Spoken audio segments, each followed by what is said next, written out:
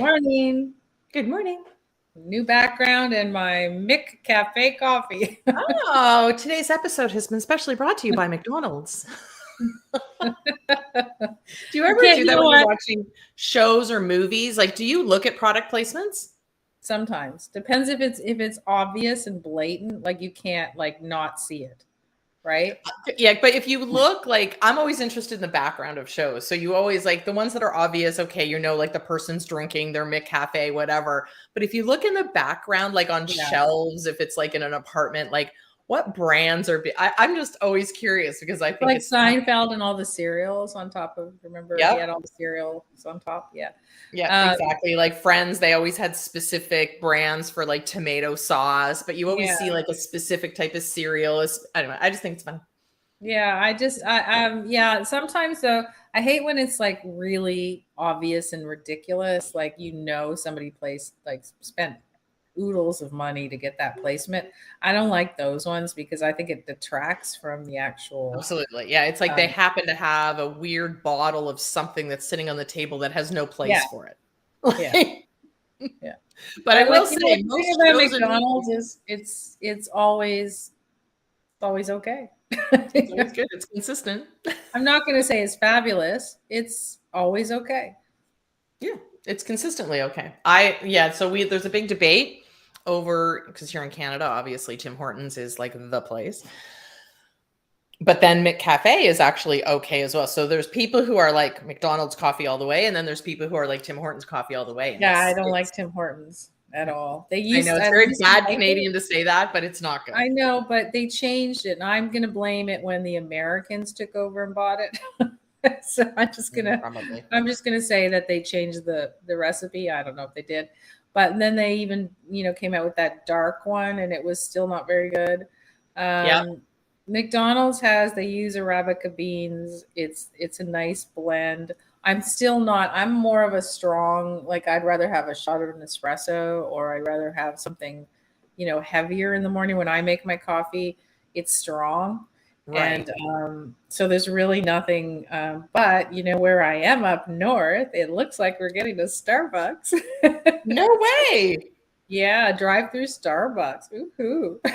Wow. That's yeah, just in time for the summer beachy tourist crowd. So they'll be busy. But no, I was happy because and it's not that Starbucks is phenomenal. I mean, if I had a choice, one thing I miss when I was in the city is a good Italian bakery that has beautiful espressos I was just telling my daughter what I missed about living in the city versus living out here in the country, and I said, I don't miss the traffic. I do miss sometimes like the availability of things, but then it's also a distraction because if you're bored, you don't just sit. You just go, I'll just go to the store, I'll go to the mall, or I'll do something, and you spend money. Right. What I do miss is I used to go to a bakery, an Italian bakery, every other day. And I would do all my groceries there. And I would get my cappuccino, and I would get my cart, and I would drink my cappuccino as I was shopping. It's a tiny little store. And it was fabulous. That's what I miss. Yeah. So I don't have that. Oh, the city has those kind of things. Some suburbs, we don't. So interesting. I was having this conversation with somebody the other day because I said, what we're missing is that. Now I can drive a little bit, but there's nothing, sort of walkable within my neighborhood. But there's multiple cafes. Yeah. So I said to my friend, like, when you hear the word cafe, what do you think of? And we think of going for a coffee in the morning, grabbing a pastry. But these cafes are not what I consider cafes. Yeah. They're nighttime cafes. Yeah. They open at 4. And they're more dessert and coffee versus morning coffee and pastries. So I'm finding that there's 3 of them now that have opened up near me. And I'm shocked that that's a thing. Yeah. Yeah, I don't, and it's an interesting thing, where as we talk about those kind of things, those are all products, and those are all things that people want. And I think Nespresso hit a home run when they tried to bring it to your home, right? Because an espresso machine was affordable, Yeah. It was easy. You didn't have to learn how to be a barista to make an espresso or a cappuccino. Exactly. As obviously good as, but they did do a really good job. So that's phenomenal. Yeah. And it's great. I have obviously an espresso, a couple of those machines. Again, it's not the same as if you go to, and I'm, like I said, personally biased, nice Italian bakery with like, they use nice, really good coffee. There was a store in Sherway Gardens, a great mall in Toronto called the Famous store. The Fama that make the coffee machines. Yep. But the store's not there anymore. But they had a store, and you could get coffee there. And Oh. it was my favorite place to get coffee. And then no longer there. So I'm up north. So if somebody would open an Italian bakery with really great coffee, I would really appreciate it. And don't tell me to do it, because I cannot No put that on interest. my list. But And you know what? And open one here as well that opens in the morning so that I can drive and really, like, I'm willing to drive a couple of minutes, but yeah, I just want something close by that I can go quick, grab a really good coffee, a really good pastry, and come home. yeah. It doesn't exist. And But I'm not opening I it. think I'm talking about it a lot because I was on this rabbit hole yesterday, and we were looking at, well, first of all, we were on a rabbit hole looking at all this new software, and we were kind of getting in the back end of a lot of cool things, and we were excited because we love to do that. And then I was watching some stuff on the latest trends in e-com and all this other things, and it's really fun, and it's exciting, and it also, it always, I can't say it enough. Like, we see it every week because we're in our community. We're running masterminds, but I can't say enough that when you surround yourself with, the latest information and the trends and what's happening, it does get you excited about, adding to your mix, doing something new. And so if you guys are sitting there, and you don't have to necessarily join our community or one that's paid, but you just, go watch some videos, find some YouTubes, go into some Facebook groups if that's your thing. But it does get you reinvigorated. Like when we were going through the software, we were like, oh my God, we could do this and this and this, right? But I think what's interesting is that, so there's a concept, and we can dive in or not, but there's a sort of the concept, and then there's the different takes on it. Yeah. And I think that's probably the interesting thing, which is, I feel that what we bring value to is because we understand the application, not just the technology. And I think that's the biggest piece that we're excited about, because so we're shown technology. So we go in the back end, they show us the technology, they show us the how to do this. But what they don't show us is the application. So how can you take this new technology and the walkthrough of the features that we've created and now use it for your business? Because we had a conversation of pros and cons of this versus this. And then at one point we're like, well, this is the same as this. And we're like, well, no, it's not.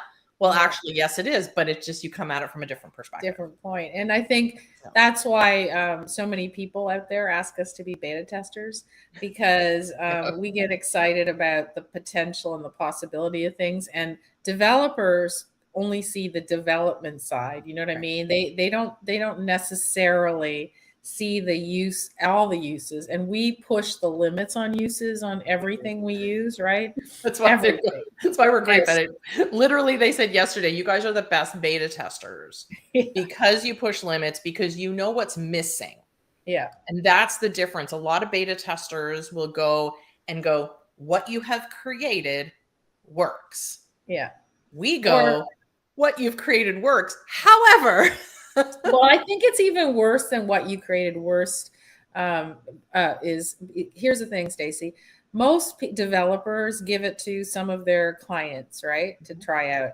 And I'm going to say shame on you for most clients, because most of them don't just say it works. They just say it's really good, because they don't want to offend. Like, they just don't even want to say anything negative, right? They don't want to say anything negative. And so as I would push back on a developer and say, if all of your beta testers are just telling you how great it is, then, get new beta testers. Yeah, new beta testers, because they're not really the people that you need. Like, it's kind of like, I always tell people, if your coach is always telling you you're doing everything right, you need a different coach, because what's the point? If, like, that's just, you can get a robot that says, good job. Good job. Good job. Good job. So it's interesting to me that, so we always, like, we approach, like, and everyone we've talked to, and this one we did yesterday, which was kind of new. They, and they haven't even launched yet, I don't think. Yeah, but they have some pretty big people and stuff, but nobody's really told them and then I remember at one point, we're doing it, we're working it, and then we're like, wait a minute, how do we do this? And so I'm emailing on the developer and go, how does this? And then I was like, and then 2 minutes later, when we figure it out, I email him again and go, never mind, we found a workaround. And so he didn't even know what it was that we found a workaround for, and they would not have thought of that, but it was something that we needed for our business. So we only look at it as, how are we going to address it and use it? Yeah. Anyways, it's really, it's just interesting and it's fun. And it also pushes you on your own business, right? So every time we do one of those, we go, well, okay, so what are we doing wrong on our side? Like, what do we need to develop or make different? Just incorporate. Yeah. So it was like, in those days for us, they're not tiring, they're fun. Give us new software to test out, and we're happy. We wish we had like a whole week of nothing else to do, and that would be like, because I was just sitting there going, oh, I wish I had like 3 days to just sit here and watch it, play and figure things out. But the other reason that we also look at it is because we also look at it from our client perspective. Yeah. So can our clients use this? How could they use it? And how easy is it going to be for them to use? Yeah. Because that's the other piece. Because a lot of times we have people come to us because they know that we're technically savvy. So we can figure things out. So we're a good tester because things aren't perfect and we know workarounds and all that kind of stuff. But our clients might not be as tech savvy. They might not be able. So it has to be, really easy to use. And we need to be able to explain it. Otherwise, what's the point? Like, we're not going to present software to a client and have them go, I can't use it. I can't figure it because it's too complicated. Yeah. I need to be practically a programmer. And we have to be cognizant too of anything that we recommend. We don't want to be the trainers for that company, right? Right. And we know our mastermind students are going to come to us. They're not going to go back to the company. They're going to come to us and say, hey, I can't do this. And so we're never going to recommend something that you have to rely on us, right? Like, it has to stand on its own 2 feet and be able to be fairly simple. Like, there's so many, it's just fascinating to me, even like simple things like TV remotes and streaming channels and stuff. Like, when people can't figure that out, and that's like kind of basic, right? So there's something wrong, right? There's just, you have to kind of reconfigure, understand what is happening that's different or unique, and talk to your customers and see what they're thinking. Because, as I said, a lot of customers are like those beta testers that just say, oh yeah, it's great, but they don't use it, right? Or they sign up to be, because the other, so what companies will do sometimes is they'll say, if you will be a beta tester, we will give you the software either for a very, very inexpensive, super reduced price, lifetime access, or free in some cases. But what ends up happening as a beta tester is sometimes they'll go, oh, I'm all in. I want to be a beta tester so I can get it for free. And then they don't. And they do. And not all beta testers. And a lot of people do that. And that's why I'm just saying that be careful with, handing it to clients or friends or whatever, because you have to have kind of a vested interest in it, and not just to like, oh, I'll try it out for you because I'm nice and you know what I mean? Because you're never going to, and we don't like to waste our time. We know really quickly if it's got legs, right? Well, that's the other piece, which is good. So we literally do an intro call, and I think in this particular circumstance, we did a few last week. Yeah. And then we did one, and yesterday's was the only one that we went the second. We're like, okay, we like it. We see potential. It's easy. We know our customers would be able to use it. We know we could recommend it, but we still need to see the back end. And once we were in, we were able to do it. So smart on them is that they didn't just do a demo. So typically, again, what I know we're sort of down a little bit of a rabbit hole today, but typically what they'll do is they will say, I will share my screen and I will show you how to do it. But these guys were different. So what they did is they said, you share your screen. Here's the link to go to. You do it all. And if you run into, and I'll just tell you where to go so you can start. Which was amazing. Amazing. So we set up our own account, and now we still have that account. And now I can play with it a little bit later today, but that's going to be my reward after I get my other stuff done. But yeah, so it's really good for them to go, you do it, you click on it, you create it, you know, with my here guidance so I can see what you're doing. That's a much better way. People learn by doing. They don't necessarily learn just by watching. Right.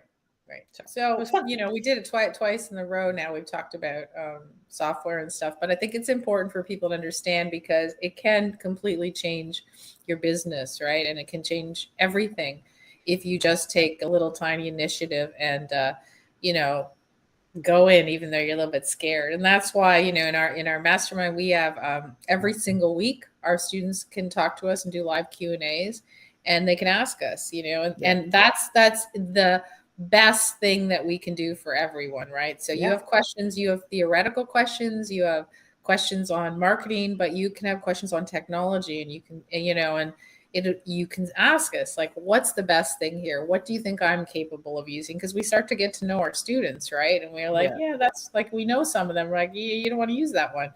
Or if we know they're a PC, but here's one over here that might be better for you and your business. Yeah. Because if you're on a PC, we're not going to, you know, there's certain things we can't give you because it's a Mac, right? So we have to know, you know, where you're coming from so that we know what to recommend as well, right? And even sometimes when we're in the software, and that's how we talk, right? We always go, so this feels like a PC, right? Or this feels like a Mac, because it's just and it's hard to explain unless you've done both of them.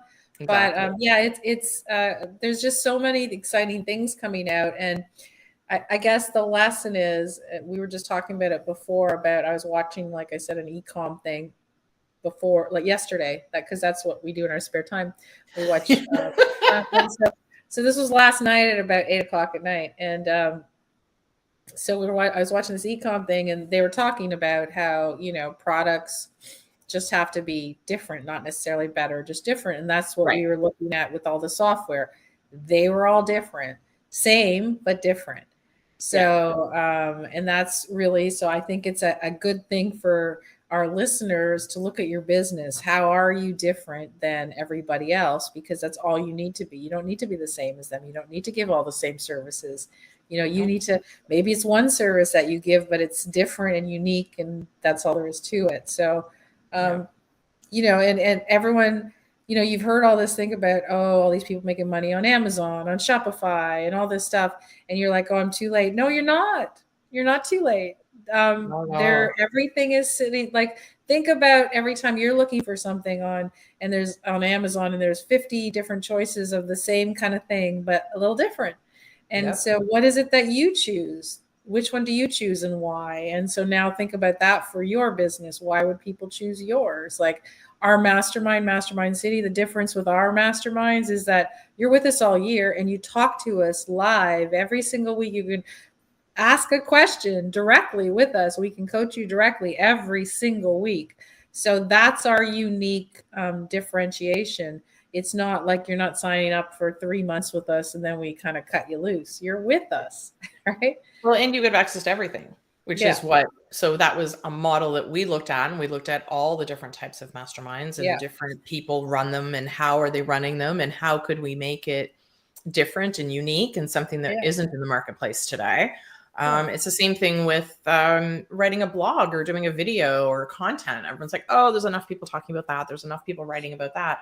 No, your voice is really important in regards to what you offer, how you offer it to your customers. Yeah. So lots to do, lots to see. You could like just watch videos all day and never do anything. So don't do that. Yeah, be careful. Let us go down the rabbit holes, not you. Because I found another couple of channels on YouTube last night, and I was like, I'm just gonna save those and subscribe, but I am not gonna start watching, because I knew that, oh, this is good content. So I didn't want to, get stuck down there, because I was trying to, limit my time. We do go down rabbit holes, absolutely, which is not good. But you know what? Sometimes it takes a detour out of the rabbit hole to see things in a different way, right? So just a complete sort of side note. Again, like I said before, people take a concept and they look at it from all kinds of different perspectives, right? Like this person saw this company saw this concept and they did it this way. Same concept, this company did it this way, right? And I think that's, you need people to look at things differently, which is, again, going back to why we're beta testers. However, funny story that does relate to this, completely personal side. I told you the story yesterday, but so I have cats. And it was very funny because in one of the conversations we were having yesterday with this company, we were talking about the difference between cats and dogs. I'm not sure how we got into that conversation during a beta test, but that's how it happened. Why it reminded me of the story. So I have cats and my cats eat food on a counter. No big deal. That's just the way it's always been because I had a dog. So the dog ate on the floor and my cats ate on counters. And that's just the way that we've always done it. So a friend comes over. So a friend of a friend comes over. And I've known her for a billion years. And she looks and she goes, "Why are your cats eating on a counter?" And I said, "Because we had a dog." And she's like, "Do you have a dog now?" No. She's like, "Well, why are your cats just on the floor?" And I literally sent her a note this morning going, "You're brilliant." Like sometimes it takes, because you've always do what you've always done. Yeah. It doesn't occur to you to change anything until someone comes along completely from the outside and asks you why. Right. And that's what I love. Like, I love having conversations with people because people are calling me now asking me about the podcast Mastermind that's starting in a couple of weeks. Mm-hmm. And my first question is why? Yeah. Right. And sometimes they go, "Well, because someone said so." And I'm like, well, we're not toddlers. We're not parents where it goes, "Someone said so." And I think that's some of the challenges. So I like the fact that, again, people can ask questions. I kind of went down a little bit of a rabbit hole here, but when people can ask questions, they get an outside perspective. And I like the fact that our customers can come to us and say, "What does this look like?" And we go, "Why? Why are you doing it that way?" Yeah. And if their answer is, "Because I've always done it that way," sometimes you have to switch things up. So sometimes we switch things up and we get a really good result. So, well, and speaking on the podcast, what's interesting about it, the podcast Mastermind, is some people will say, "Well, if you, like our existing students, well, are you thinking about doing a podcast?" And they're like, "No." And you're like, "Why not?" Right? Yeah, exactly. Like, that's another good one about it. And they're like, "Well, I never really thought about it. Like, how could it benefit my business?" And then we get down this, and then we realize that not only is it good for their business, but they're actually very comfortable and good about speaking. So they just never thought of that opportunity for themselves. And I think, it's a phenomenal opportunity. So I now have dogs. Yeah, you have a dog this week. I do. So there's, it's kind of an interesting difference is looking. Somebody can say why. For someone to say why not makes you think of the process and why it is that you're doing something one way, or why are you not taking advantage of an opportunity that it never really occurred to you that it would be that easy to do or that easy to set up, or wow, I didn't know it could impact my business like that. Yeah. So it takes someone to kind of, I feel like it's almost like a pattern interrupt. Like, I know I don't like using some of those terms, but it was. So when my friend came over and said, "Why?" I just kind of took it back and I'm like, well, I don't know. Like, I guess it's because it never occurred to me to think about why I'm doing that. Yeah. So and if you start building that muscle, right?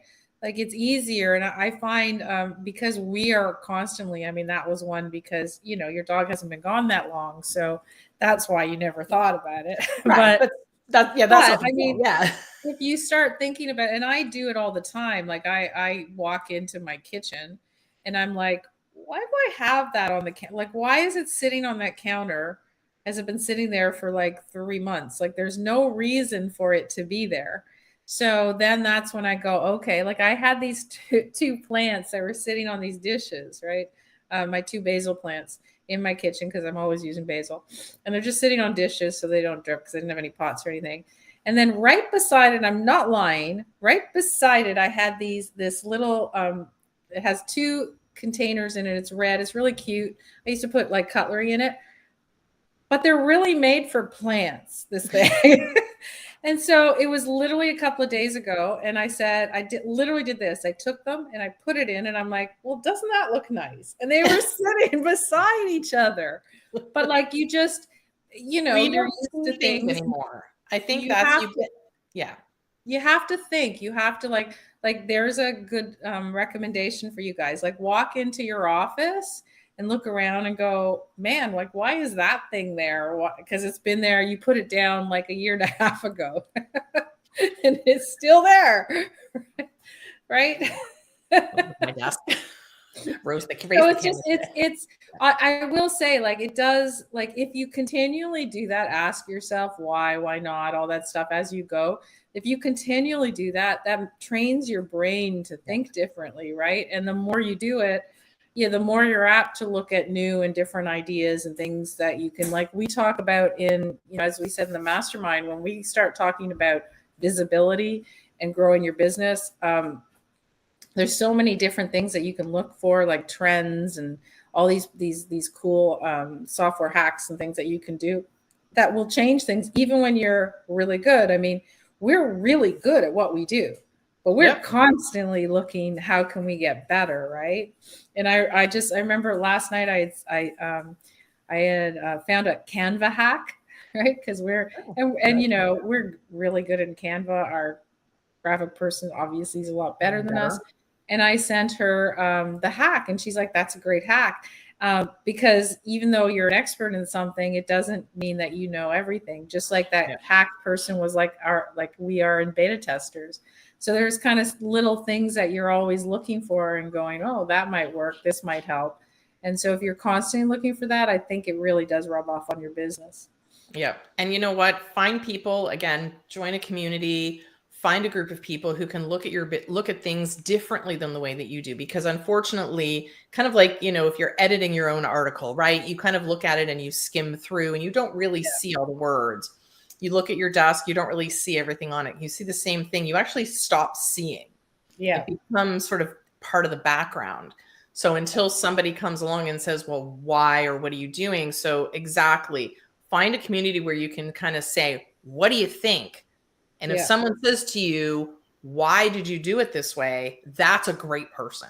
Yeah. So seek out those people so that, they can question why you're doing things so that you can question them within yourself. But yeah, that's why we have hot seats in our community, right? So, and we always say, like, it's shocking when people don't take advantage of it, but the ones that do benefit greatly, because you have a whole community of people. Like, there might be 10, 20 people on the call, all commenting on whatever it is that you need feedback on. You can't buy that feedback. So it's true. Take advantage of it. And like I said, even if you're not in a mastermind or in a community, just ask people, ask people around you what they think. And that will at least get you started, and again, don't look for those people that say everything's great. Right? Like, everything's not always great. It doesn't, right? Unless it's your husband, and then your husband always has to say everything looks nice on you. So there's certain aspects that we don't want the full truth, right? Just be nice and say everything's great. Yeah, exactly. And then you'll live a nice life. That's totally off of topic. But anyway. Okay, on that note, you have a great week. And remember to ask yourself why.